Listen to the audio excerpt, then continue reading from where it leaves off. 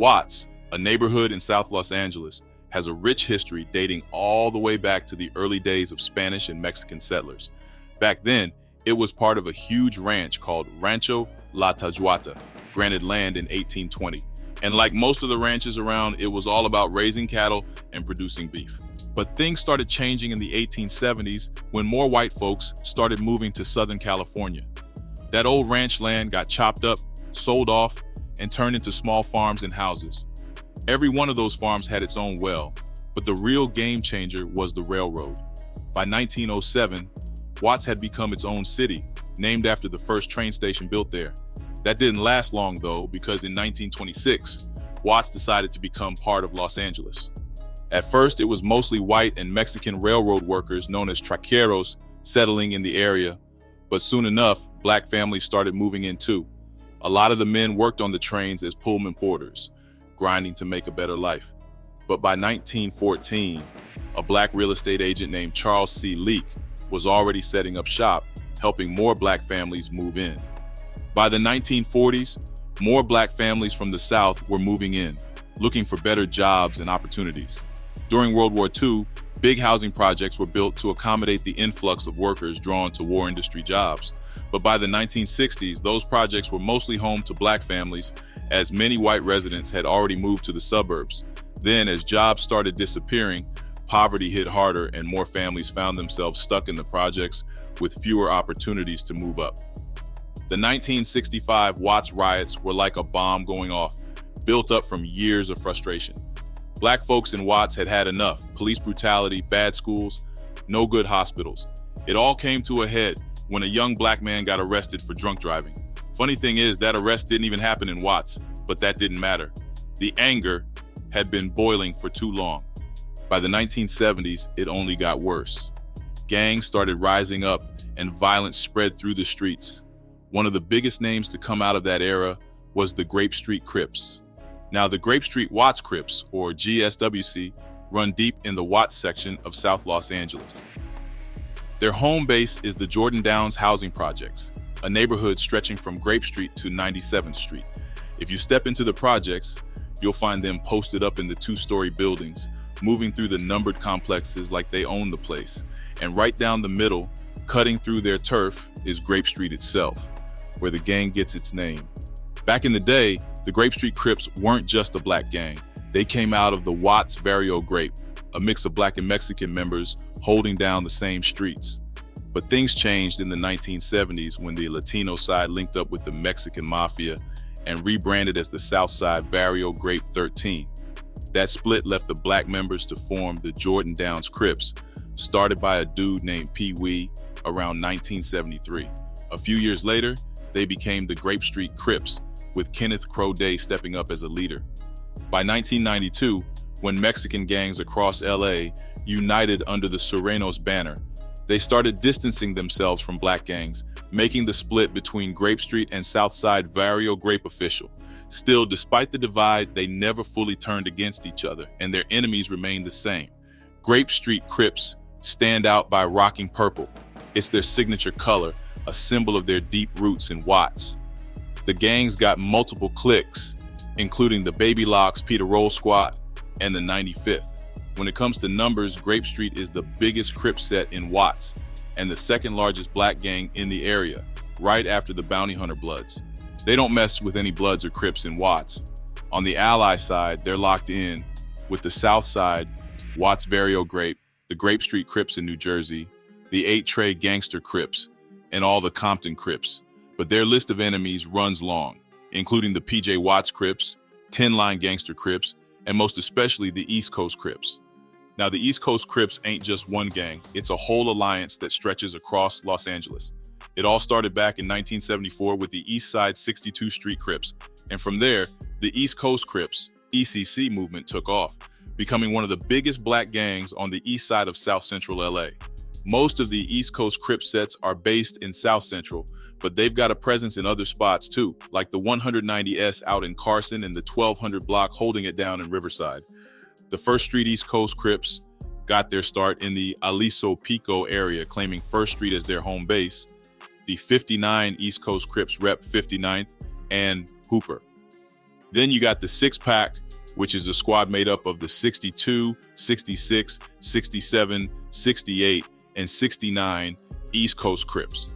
The 76 East Coast Crips hold down 76th and Central in South LA, while the 89 East Coast Crips claim 89th in Compton.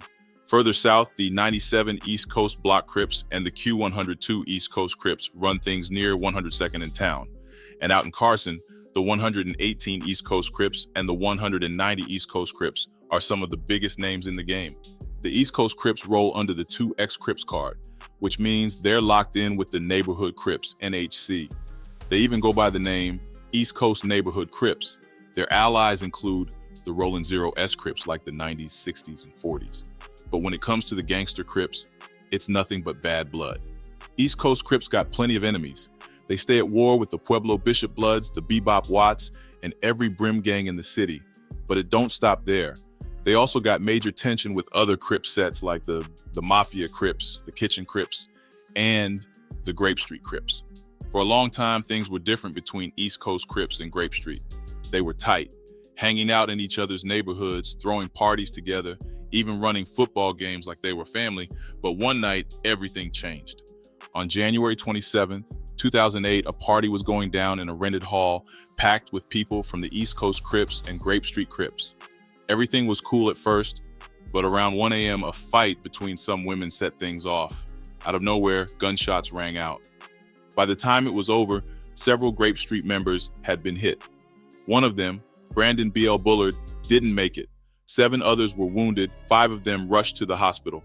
Luckily, they were all in stable condition, but the damage had already been done. Police working the case weren't just looking for answers, they were bracing for what came next.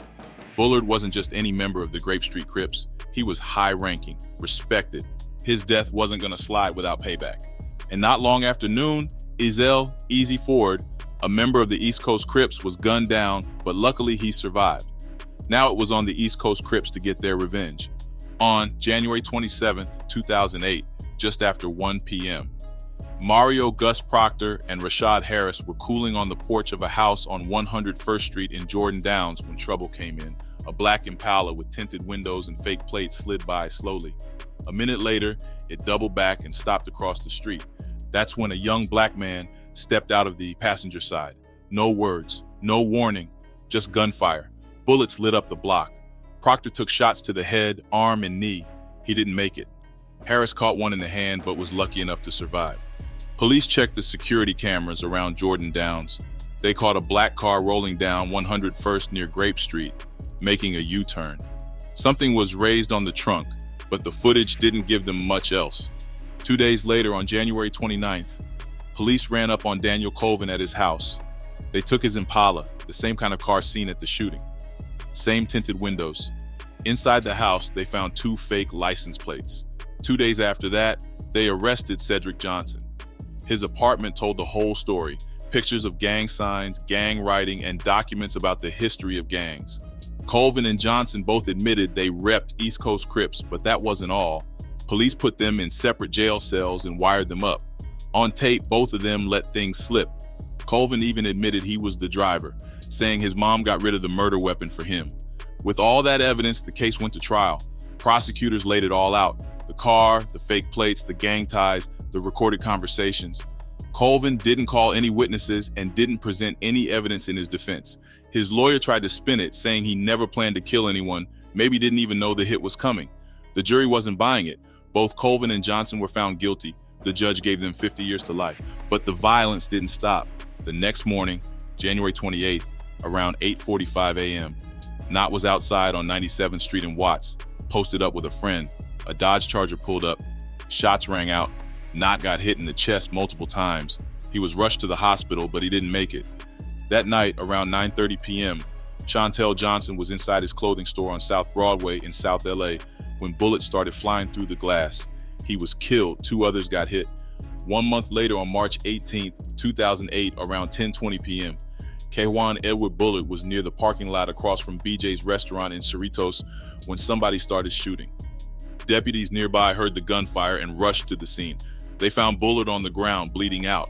He was taken to the hospital, but at 1:08 a.m. the next morning, he was gone. Witnesses told police they saw two black men running from the scene. One had a gun. Kejuan, better known as Tweeter, was Brandon's younger brother. Just weeks earlier, he had spoken at Brandon's funeral. He was well respected on Grape Street, and now, just like his brother, he was gone. Investigators suspected the East Coast Crips were behind it. The war between Grape Street and the East Coast showed no signs of slowing down. And just a few months later, another incident shook things up. On August 25, 2008, 3 cars, including a blue Jeep Cherokee, rolled into enemy territory around 5:30 in the evening. They made a U-turn and stopped on 70th Street, right near a crowd of about 20 people just kicking it outside. Among them were Dee Smith, her friend Cassandra Rankins, Grisby, who was pushing his little brother in a toy car, and Grisby's stepdad, working on his own ride. Randell Coleman stepped out of one of the cars gripping an M11 rifle. He scanned the scene like he was looking for somebody, then raised the gun with both hands. As soon as the crowd saw what was about to go down, chaos broke out. Dee Smith, Rankins, Grisby, Moore, and the rest scattered, running for cover. Gunfire erupted, more than 20 shots in rapid succession, maybe even 40. When the dust settled and the cars sped off, the aftermath was brutal. Dee Smith, Grisby, and Moore had all been shot. L. Smith didn't make it. This all went down in East Coast Crip territory. And Randell Coleman, he was Grape Street Crip through and through. LAPD officers had heard him say it plenty of times. Villarreal, Pierce, Lomeli, Aries, even Deputy Sheriff Russell. He told them all. On the streets, they called him Gooby. Officer McMillan, a cop who knew gang activity inside and out, confirmed it. Coleman wasn't just Grape Street, he was active.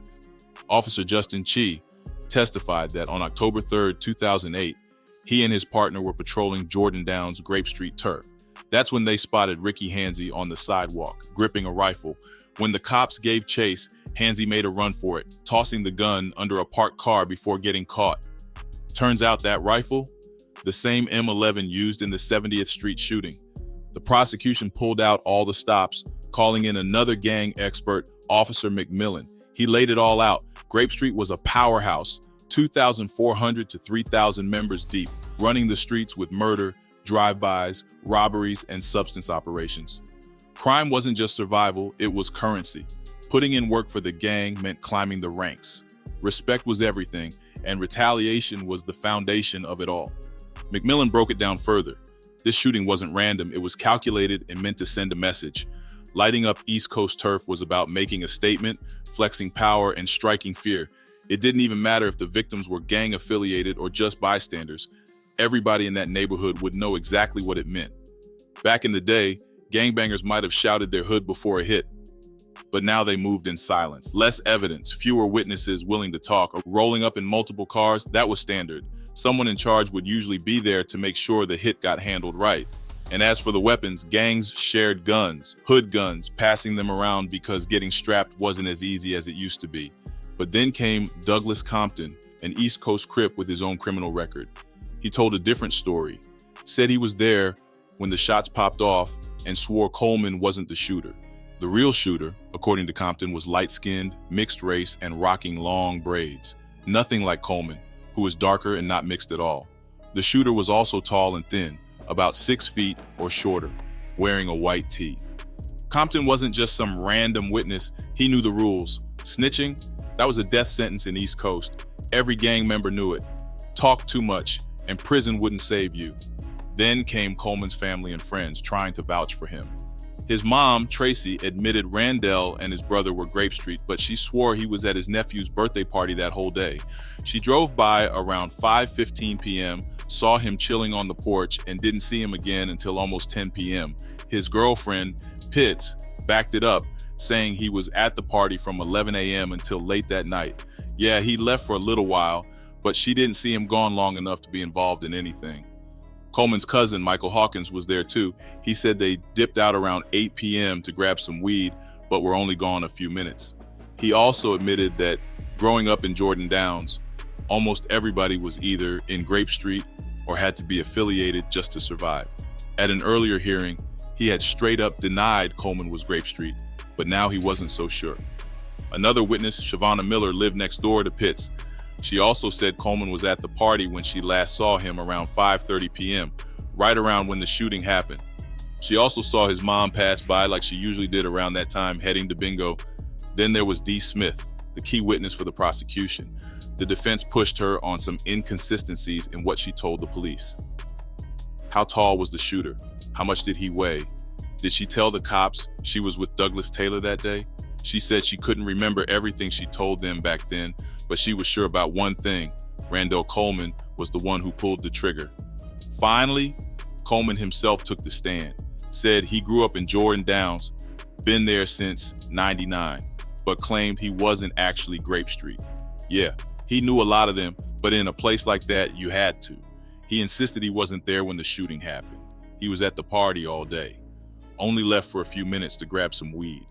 Coleman said he asked for a lineup, but then refused to participate because the other guys didn't look like him. He was promised a different lineup, but a higher-up officer blocked it. He denied ever telling cops he was in a gang, but admitted he knew Grape Street members involved in serious crimes, murders, robberies, everything. And the blue Jeep, yeah, he was in it. But he said he was just catching a ride, claimed he didn't even know the driver Jones before that day. The only guy he really knew was Terrell, a Grape Street member, but even then, he didn't know his last name. Said they were just getting food when the cops rolled up and arrested him. When it was all said and done, the jury wasn't buying his story. Coleman was hit with 6 charges: murder, 3 counts of attempted murder, shooting at an inhabited dwelling, and being a felon with a gun. The jury found him guilty on every single count. Randell Coleman was sentenced to 173 years to life in prison. In another incident on September 23, 2008, D. Bruce Smith, a member of the '89 East Coast Crips, was posted up at the Compton train station with his girlfriend and his best friend Spinks. Everything seemed cool until 2 dudes pulled up and started talking about a Grape Street Crip behind them. Smith recognized the name, Richard Robertson. As soon as they locked eyes, it turned into an argument. Robertson kept it moving, but as he walked past Spinks, he was on the phone saying something like, "I got into it with a coaster." Spinks caught that and checked in with Smith, asking what was up. Smith said the same thing. "I got into it with him." Spinks tried to get him to leave, but Smith wasn't hearing it. He said he was about to call his people, but after a minute, he decided to just walk away. Smith started pacing on the platform, his energy still high. Not long after, his cousin Tenor Wilson pulled up. Meanwhile, Robertson was still there, phone in hand. Smith peeped the situation and told Wilson, "This guy's acting crazy." As they were leaving, Robertson started popping off, talking trash about Smith and his set. Wilson stepped up, ready to handle it one-on-one, but Robertson wasn't about to fight. He said he was waiting on his homies to pull up. Smith was on parole. He knew he couldn't afford to get caught up in some drama, but he still refused to back down. Then, the energy shifted. A black Tahoe pulled up. 3 women and a dude named Ronald Brim hopped out. A few minutes later, another car, a champagne-colored whip, pulled up. That was Leo Lloyd Adams, known in the streets as Beezy, a member of the 118th Street Watts Crips. Somebody heard Robertson say, "It's going down." Then he looked at Brim and said, "There they go." That's when it got real. Brim reached into Adams' car and pulled out an automatic rifle. He looked at Smith and them, said, "You ain't gonna do anything? Then let off at least 12 shots. Smith and his homie Dozier tried to run, but it was too late. Both of them were hit and dropped right there, dead on the spot. 3 innocent people at the station got caught in the crossfire and were wounded too. Surveillance cameras caught the whole thing. Both the black Tahoe and the gold car were spotted. Not long after, Brim got picked up for drunk driving, and that's when police connected his ride to the shooting. 2 witnesses picked Robertson out of a photo lineup. Then they caught up with Leo Lloyd Adams. Turns out, he owned a gold car that matched the one seen at the scene.